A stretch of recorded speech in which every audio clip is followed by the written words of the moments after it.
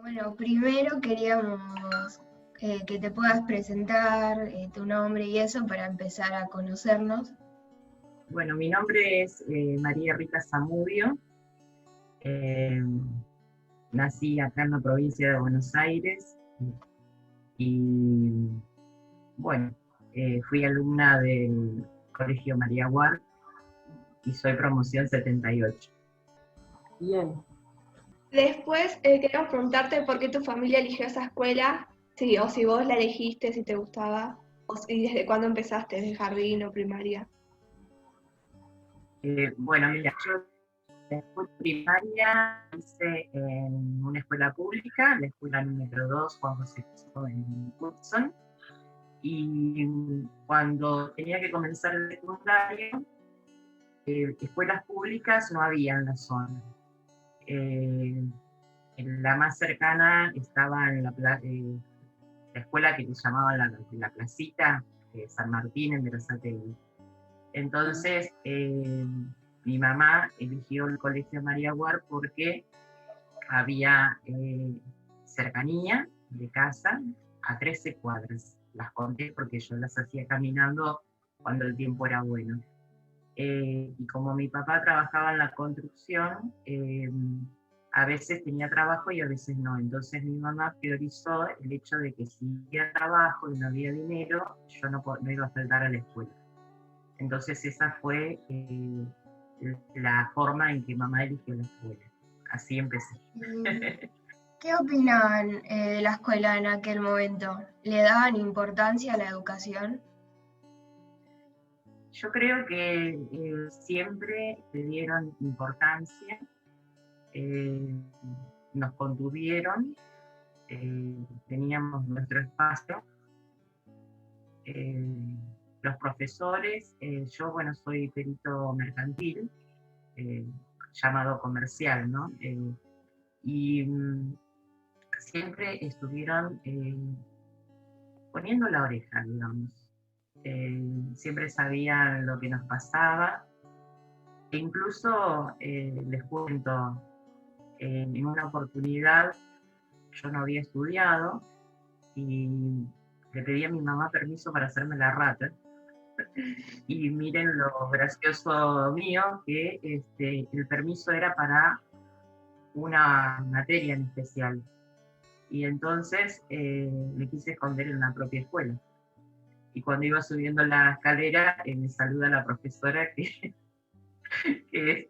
a la cual había faltado a la clase. Y eso fue lo más loco que hice con el permiso de mi mamá.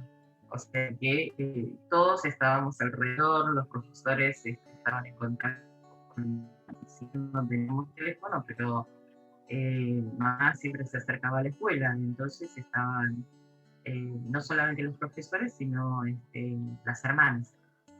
Las hermanas charlaban con mi mamá, sabían qué era lo que nos pasaba. Y bueno, y siempre teníamos la biblioteca de la escuela. Si no teníamos libros, teníamos acceso a poder estudiar porque nos prestaban los libros. Así que bueno, así era la forma en que nos íbamos desempeñando a nivel estudio y íbamos creciendo en la amistad también, ¿no? ¿Y cuáles eran tus materias favoritas? Bueno, lo que pasa es que las materias favoritas tenían que ver también con los profesores, cómo nos relacionábamos. Yo tenía una materia que la padecía, que era biología, y sin embargo la reaprendí. Contabilidad, yo había elegido, no sé si había elegido, me anotaron en comercial y me costaba un montón contabilidad. Sin embargo, cuando recibí terminé trabajando como auxiliar de un contador, o sea que en un momento parece que la padeces y después resulta que las reaprendiste y te llevaste un montón de los profesores, ¿no? Así que bueno, así estaba con las materias. Y había una materia que después fue sacada, que era ERSA, de la Realidad Social Argentina, y esa materia es como que me conectó con un montón de contenidos que después me sirvieron muchísimo y después fue prohibida y sin embargo yo disfracé el libro y lo guardé. Y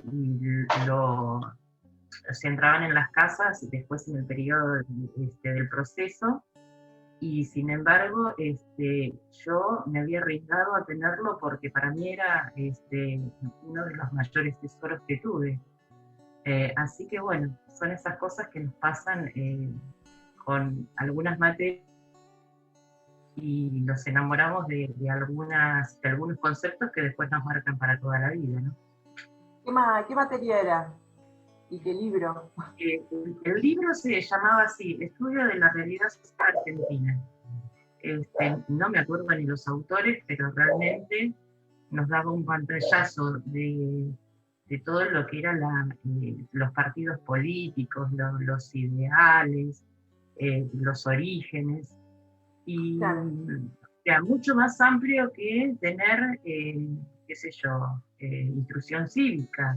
Era realmente un libro, no era muy grande, pero era muy rico. Y Claro. yo con 12, 13 años me enamoré de ese libro y después lo guardé y sobrevivió. Qué jugada, Rita, qué jugada, porque en ese momento donde realmente estaban todos expuestos, hacer esa maniobra, realmente tenías ya un interés importante también por la lectura, por lo que pasaba en la realidad, ¿no? Lo que estaba pasando en esos momentos también. ¿Jugada o inconsciente? La inconsciencia de la adolescencia. Sí, la verdad que... ¿Cuál era la materia, no me dijiste? Sí, Estudio de la Realidad Social Argentina, ERSA. Ah, ¿y el nombre del libro, el mismo? El libro sí se llamaba. Ah, ERSA. claro.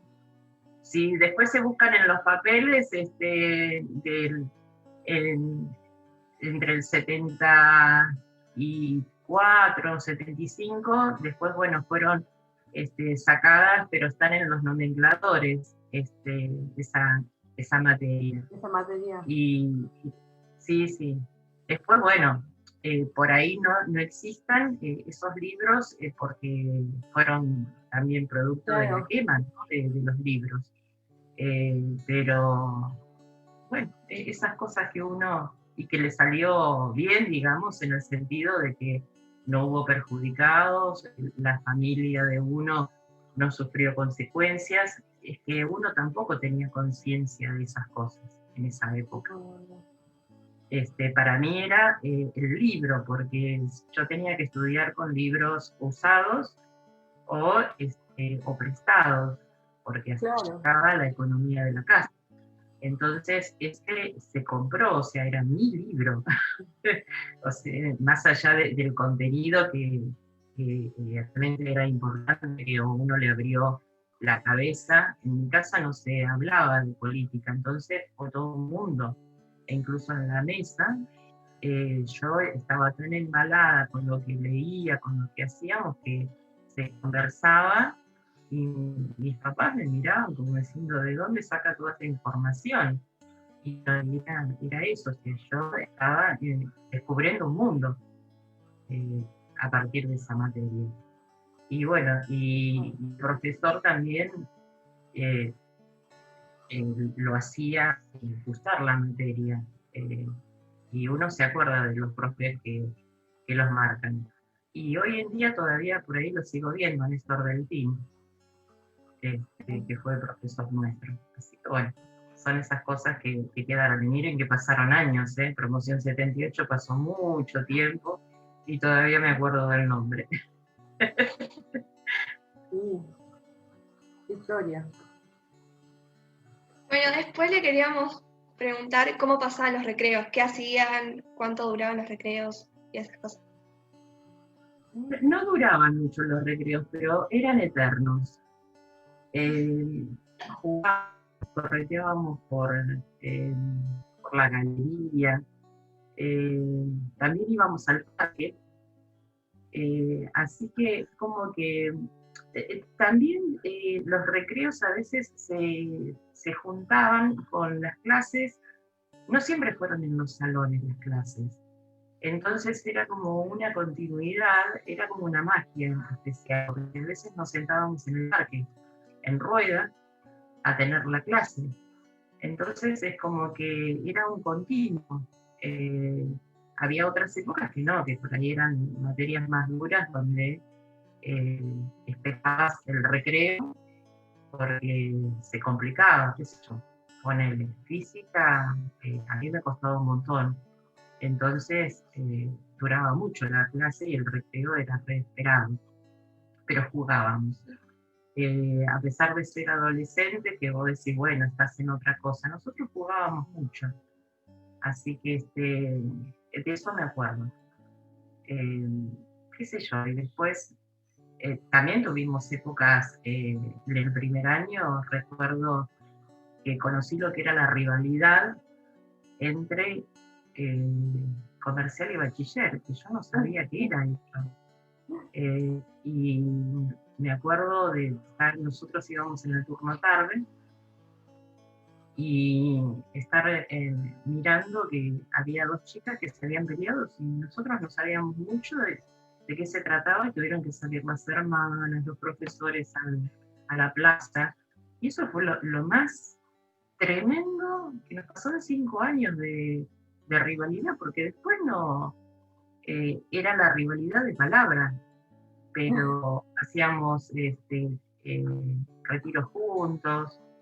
O sea que aprendimos a compartir tantas cosas que lo que quedó en el imaginario popular, digamos, fue ese enfrentamiento de agarradas de mecha de dos chicas en la plaza, que duró 2 segundos, porque enseguida salieron todos y se terminó. Así que son esas cosas que nos fueron pasando durante esos años, ¿no? De 5. Después, bueno, tenemos algunas picardías.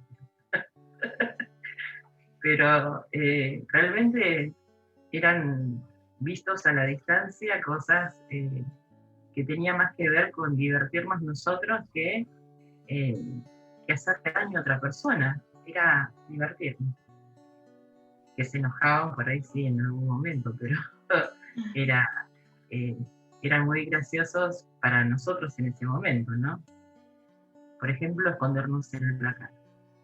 Y que entre profesores que no tenían ningún, estábamos todos calladitos adentro del placar, y cuando el profesor se iba a preguntar qué pasaba, salíamos del placar y nos sentábamos en nuestros lugares. Así que fíjense el grado de chiste que teníamos nosotros. Qué bueno. Así era. Bueno, y si en la actualidad tuviste la oportunidad de volver a pasar por la escuela, ¿ves diferencias en cuanto cuando vos eras chiquita que ibas y ahora? En cuanto al edificio, pregunta. Bueno, yo cuando empecé el primer año eran los primeros salones de arriba, y después durante los años se fue completando, o sea que cuando nosotros llegamos al 5.º año ya estaba terminada la parte de arriba. Los espacios sí se van modificando, pero creo que tienen que ver no con lo edilicio, sino con el significado que le damos los que estamos adentro. A nosotros nos parecía el patio, por ejemplo, de primaria, era un lugar donde nosotros podíamos encontrarnos. Cuando llegaba el recreo, a veces no lo hacíamos solamente en las galerías de arriba, sino que bajábamos tipo malón y eran nuestros espacios. Tanto el patio, o sea, el patio de primaria, los patios del fondo. Y un lugar que también usábamos mucho era el salón de actos, la antesala del salón de actos. Y a veces nos sentábamos simplemente a charlar, pero era como un espacio, un rincón, Y eso se sigue manteniendo, o sea, se sigue manteniendo en el sentido de que cuando uno ingresa ya como adulto, te lleva nuevamente a ese momento que vos lo utilizabas. Y entonces cobra sentido, o sea, no es lo mismo el espacio, si bien el espacio es exactamente igual, no tiene el mismo significado para mí que para ustedes, para mi hermana que terminó también ahí en el María Guard, terminó su secundaria. Hay muchas cosas que se mantienen exactamente igual, pero cobran significado totalmente distinto. Yo ingresé al parque, siendo alumna, y en los últimos años ingresé al parque haciendo turismo cultural o como guía del Museo Bustillo. Sobre ese ítem, Rita tiene mucha conexión, parece como que se fue de alumna, pero nunca se fue, porque fue la pionera, vamos a hacerlo con todas las letras. Rita fue la que llevó adelante el museo que tenemos frente a la escuela. Así que sobre esto también, Rita, tenés que contar un poco, porque gracias a ella, también el patrimonio de la escuela y el apellido Bustillo está en la boca de la gente que está en Plátanos y en Berazategui. Así que tenemos aquí a una pionera en la dirección de este museo. Así que no solamente exalumna del colegio, sino miren cuánto la marcó, que siguió trabajando en pro de esto, y sigue, porque siempre está ahí tirando alguna idea o sumando alguna impronta sobre este espacio, ¿no?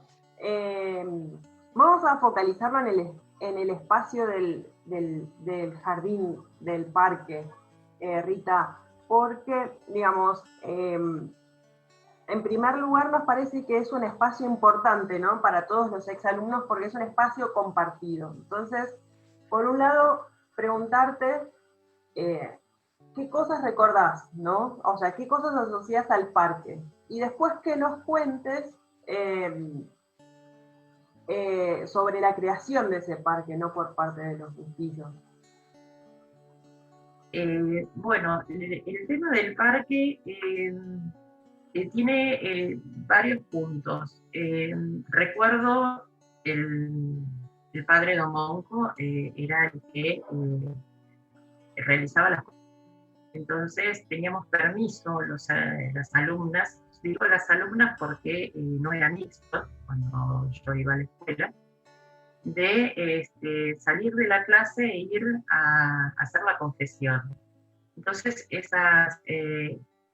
esos espacios eran como decir, bueno, salimos, teníamos permiso de salir, o sea, no era esa cosa de que entrabas y estabas con el profesor todo el tiempo, y cuando volvías no era que te habías perdido toda la clase, sino que tenías como un sistema de recuperación dentro del horario. Entonces íbamos de a 2, 3, y mientras esperábamos, jugábamos ahí en el parque, nos sentábamos hasta que nos daban permiso de entrar a la capilla. Entonces, eso era como un recreo extra, que ustedes me preguntaban de los recreos, ¿no? Por eso les digo de que a veces duraban más de lo que eran oficialmente los recreos de 10 o 15 minutos.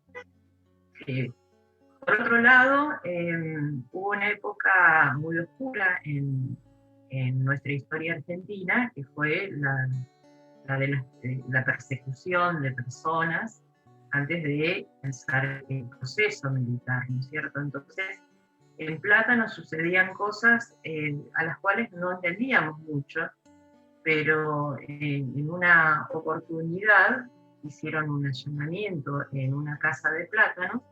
Entonces, las hermanas nos sacaron al parque y nos sentaron en rueda y hicimos una clase especial. Nosotros la pasamos bien, pero después nos enteramos con los años de que realmente habían pasado esas cosas tan feas en Plátanos, donde habían acribillado una casa buscando una persona que tampoco sabíamos por qué era. Eso nos fue dando la respuesta a la historia. Después Claro. que crecimos Y después cuando cayó el gobierno de Perón, que también había serias disturbios, mucha gente movilizándose, la forma que tenían las hermanas de protegernos era llevarnos al centro del parque. Porque después también, con los años, nos enterábamos de que había posibilidades de bombardeos, y entonces la forma era de, sin asustarnos, llevarnos a tener estas clases en el parque, en el centro del parque, y alejarnos de la edificación. O sea que en distintas épocas fueron teniendo distintos sentidos también el hecho. Pero lo que rescato era cómo nos cuidaban de no asustarnos. Siempre era como que estaban disfrazados de situaciones en las cuales nosotros la pasábamos bien. Nos cuidaban desde adentro, si bien hacían acciones, pero nos cuidaban. Y nosotros a la hora de la salida era como que, uy, habíamos tenido un día magnífico. Claro, era pasar la rutina de salir al parque. Pero sí. Bueno, sí, tu relato, o sea, la realidad del país entraba a la escuela. Y pasaban cosas y bueno, se las evidenciaba de grandes, ¿no? Les puede dar sentido de grandes, pero lo que estaba pasando, el contexto entraba en esas paredes y bueno, cómo actuaban las hermanas, la congregación, los profes para salvaguardarlos, ¿no? O sea, sí. Sí, no, realmente eso, ¿no? Y después, con respecto al parque, como parte de una estancia, nosotros no teníamos conciencia de eso. Claro. Porque para nosotros siempre fue la historia de las hermanas que vinieron, que se instalaron, pero nosotros a Botillo no lo hemos conocido. No, claro. Te preguntaba más desde tu rol de directora del museo. Ahí realmente, bueno, les cuento, a veces se confunde el tema de al haber una sola de ser directores. El sistema de museos de Berazategui es que hay un solo director y después somos personal que se va desempeñando en distintos museos, pero que no tenemos ese rol, ¿no es cierto? Yo, por ejemplo, soy guía del museo, como otros chicos en los otros museos. Pero realmente el tema de trabajar en el museo es como que estrechó más el vínculo con... yo conocí la historia de Bustillo a partir de trabajar en la escuela pública ya como docente. Trabajé muchísimos años en la Sociedad de Fomento Plátanos, que está ahí en el costadito de amplia cuadra del colegio, con un centro de adultos en el turno tarde.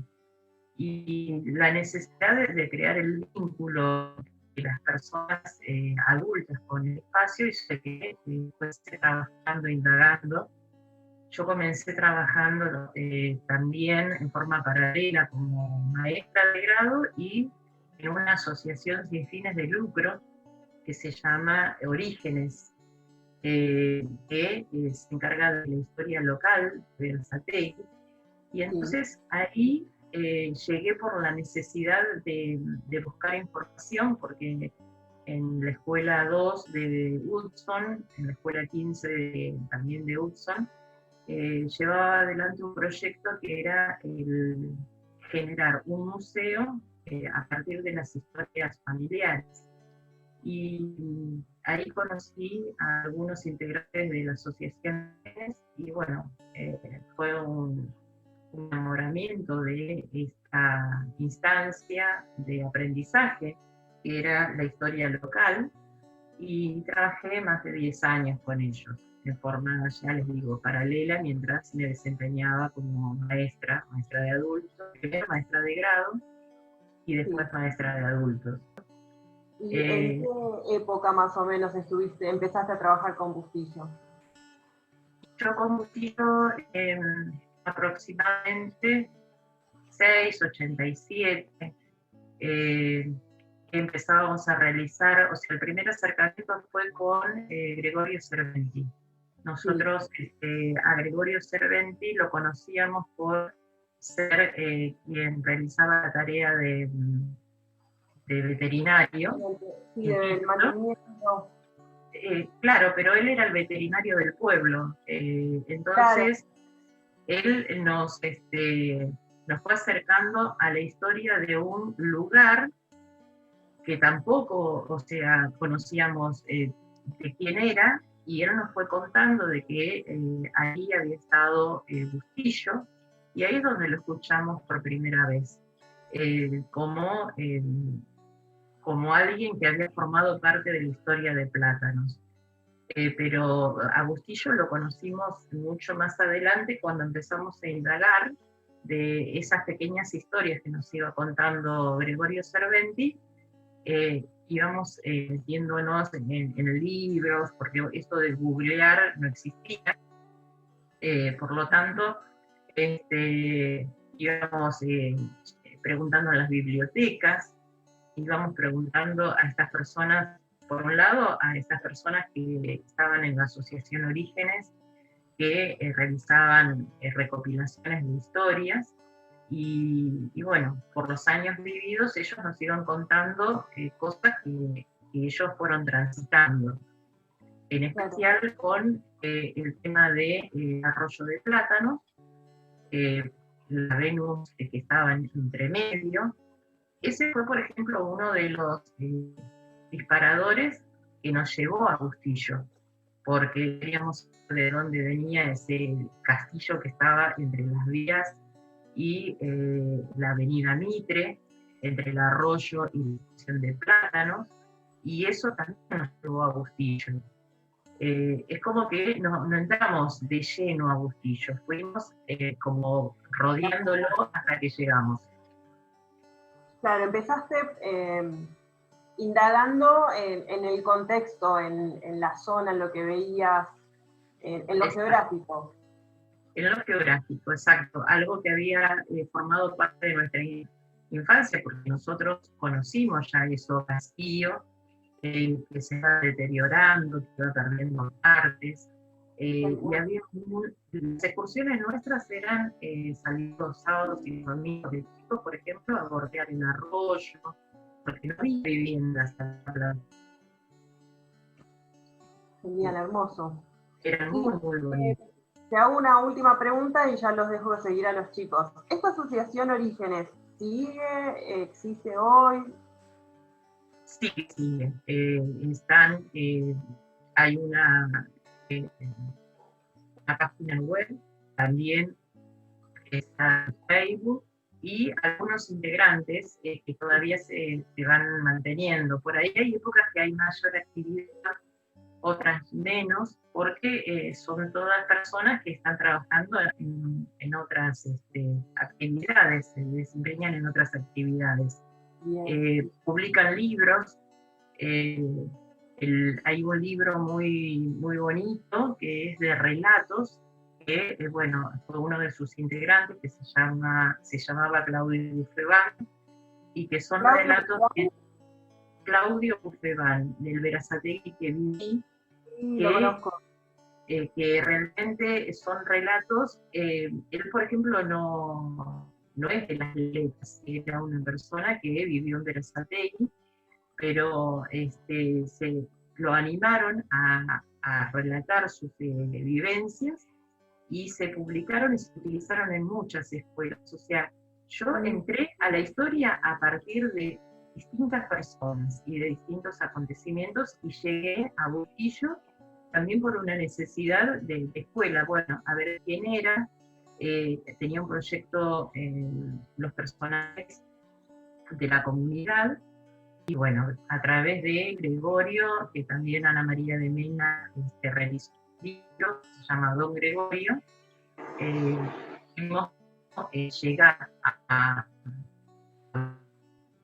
y después escribí otro libro que se llamó Los muros de Bustillo, y Entonces tuvimos material, porque hasta ahora eran relatos los que teníamos, historia oral. Y después, bueno, tuvimos gracias a trabajos, primero eran cuadernillos de la Asociación Orígenes, y después tuvimos libros de distintos autores. Y en la actualidad, a través de la Secretaría de Cultura, a través de Ediver, que es la editorial municipal, ya tenemos varios libros que dan cuenta de esta historia.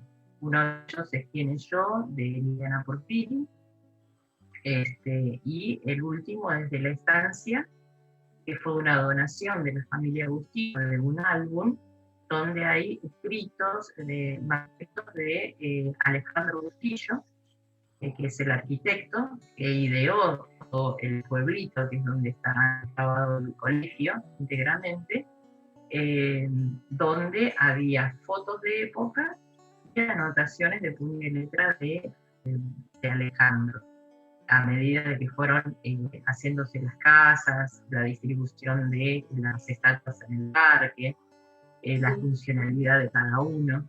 Todo eso formó parte de un último libro que se realizó, que es La Estancia. Exactamente. Te cuento que, bueno, para armar este proyecto nos estuvimos documentando con el profe de artes, con ese material que vos estuviste nombrando, con el libro de Alejandro Bustillo, el arquitecto, ¿Quién es yo?, dedicado a César, y hay uno de Gregorio Cerventi también, que bueno, nos documentamos con ese, que son los testimonios de él. Así que, nada, te agradezco tu aporte, porque bueno, me diste un montón de pistas como para seguir buscando, indagando material, porque bueno, año a año, en tercero trabajamos con los Bustillos en el proyecto Educarte, que une prácticas de lenguaje y arte, así que muchísimas gracias. Y bueno, ver tu testimonio, tu narración nos cuenta cómo, digamos, la congregación, la escuela, es casi una continuación de ese proyecto arquitectónico de Bustillo y la familia Bustillo, ¿no? Cómo ellos fueron responsables de la estética de lo que hoy tenemos en Plátanos, de la estética de la escuela, y que bueno, ese espacio que crearon para ser compartido en familia, ahora lo disfruta otra familia, otra comunidad, que es la del Mariaguard, y bueno, también es tu camino, ¿no? Es poder darle sentido a todos esos espacios que formaron parte de tu vida y forman parte de tu vida. Así que ahora los dejo seguir a los chicos, que justo quería aprovechar esa parte, que ellos tenían el hilo de la entrevista, y bueno, no quería dejar pasar eso que contaste para preguntarte. Facu, creo que va a preguntar él. ¿Cuál fue tu excursión favorita? Mi excursión favorita fue en el primer año que fuimos a la laguna de Chascomús a festejar la primavera. Ay, qué lindo. Fue la excursión más linda, porque recorrimos casi toda la laguna. Y bueno, fue la última vez que salimos también así tan libremente. Después nos llevaron todos los años a Villa Elisa. Hermosa Villa Elisa, pero bueno, es como que dijeron, ¿qué hacemos con estas chicas que se nos iban para todos lados? Y después no, ya daron el paso. Esa fue la más. ¿Viajes egresados no hiciste? Justo te íbamos a preguntar eso. No, en realidad era un contexto familiar. Yo tuve, a los 15 tuve una hermanita y a los 16 tuve otra. Mi mamá es viuda.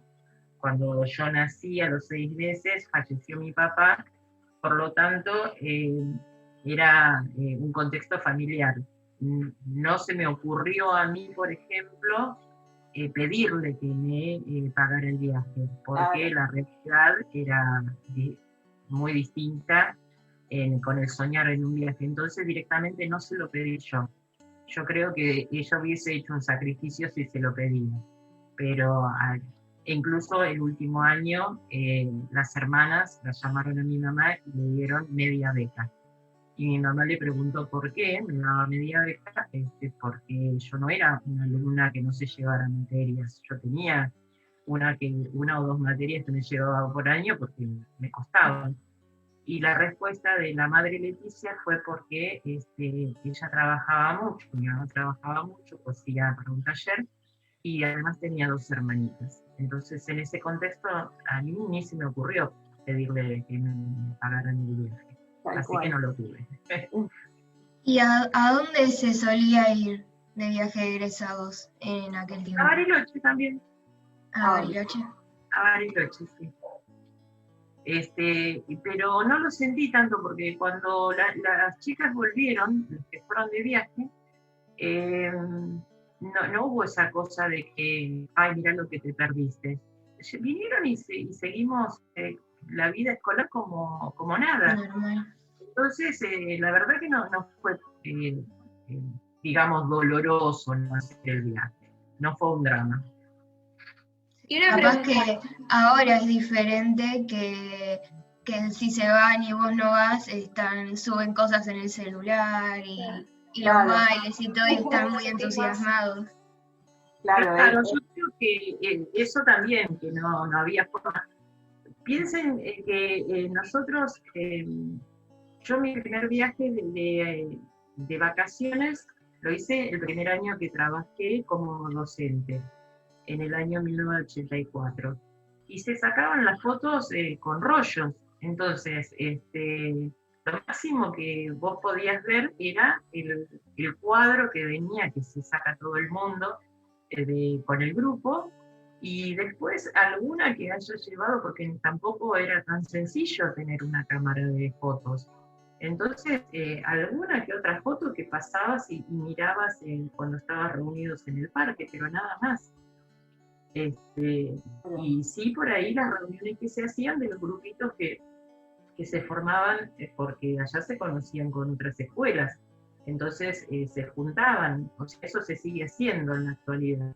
Sí. Y yo como no iba a esas reuniones, porque nunca me reuní con las chicas fuera de la escuela, justamente porque les que lo conté, que yo tenía 2 hermanas más chicas.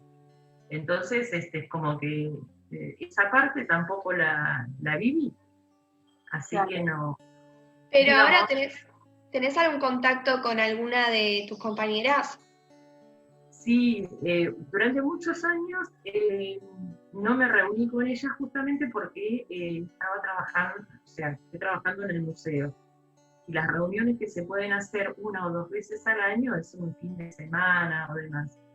Pero en los últimos años pude hacer algunas reuniones y realmente es maravilloso, porque bueno, pasó toda una vida, nos hicimos profesionales, algunas mamás, algunas son abuelas, han formado familias, y cuando nos reunimos parece que nos habíamos dejado de ver ayer. Eso es mágico, con la cantidad de años que pasaron desde que egresamos. Así que sí, incluso armamos el videíto que nos pidieron para el aniversario. Las promociones, las promociones. Sí. De las promociones, y sí, ya con las fotos que fuimos sumando a través de los años de encontrarnos. Genial. Te vamos a usar 3 preguntitas más porque nos quedan 5 minutos para ir cerrando. ¿Qué huellas dejó en tu vida el paso por el María Ward?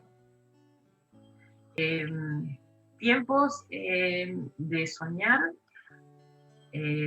Realmente tuvimos espacios para poder ir creciendo. Eso realmente me marcó mucho. Y también me encontré con algunas cosas que no me gustaron, pero que me sirvieron para poder crecer. Y algunas cosas las solucionó la misma institución, que fue que yo siempre, como venía de una escuela mixta, de la primaria, yo decía de que la única manera de poder aprender a desempeñarnos en sociedad era que la escuela fuese mixta. Y la historia, bueno, acomodó eso y me parece genial, una de las cosas maravillosas de que el colegio fuera mixto, porque es distinta la forma en que te relacionás. Les cuento algo, chicos. Yo, y no era de maldad lo que hacían en la escuela. Nosotros salíamos del colegio, subíamos a un colectivo y se paraba un lado y nos poníamos todas coloradas. Porque había... Y sí, porque no sabíamos cómo relacionarnos con los chicos. Sí, no sabían. Yo tenía hermanos en casa, pero y eso que parece tan tonto, se resuelve con el poder compartir en la escuela con la persona del sexo opuesto, porque nos enseñan un montón de cosas que no forman parte de nuestra historia. Así que eso me parece genial. Un avance positivo. Sí. Bien, chicas, o Facu, ¿Y qué vínculos tenés con la escuela hoy en día? Hoy en día lo hago desde mi relación desde el museo. Realmente por ahí cuando tenemos que hacer alguna visita y algunas armas, a veces nos juntamos cuando yo estoy trabajando en el museo, que lo hago viernes, sábado y domingo, cuando ellas salen para ir para la capilla, charlamos. Es un vínculo realmente familiar. Realmente no estamos todo el tiempo juntas, y yo todo el tiempo metida ahí, pero realmente es un vínculo de familia. Yo puedo ingresar al colegio como si ingresara a mi casa. tal cual, es tu segunda casa. Claro. ¿Quién hace la ¿Qué significa para vos ser exalumna del colegio? Realmente me da un sentido de pertenencia, de identidad. Decir que soy exalumna del María Guard es como que me llena de orgullo. Y por último, quiero que pienses una palabra, una sola palabra que defina qué es el Colegio María Guard en tu vida. Educación. Educación. Sí. Educación. Yo descubrí a través de los años cuál es la misión del colegio. Nos formó educadoras, que hayamos tomado distintos caminos. La gran mayoría de las personas que estudiamos dentro del Colegio María Guard abrazamos la carrera educativa. De la docencia. De la docencia. Y por otro lado, el servicio, o sea, El servicio. Bueno, son dos cosas que... Te concedo 2 palabras. Por eso Gracias. estamos preguntando palabras que sean representativas, ¿sí? Y bueno, vos dijiste 2, te concedo otra. Porque que van de la mano, ¿no? Una de la otra van de la mano.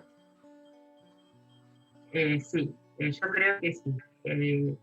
Y todo lo que fuimos absorbiendo durante esos años, es como que nos fueron marcando en distintas situaciones.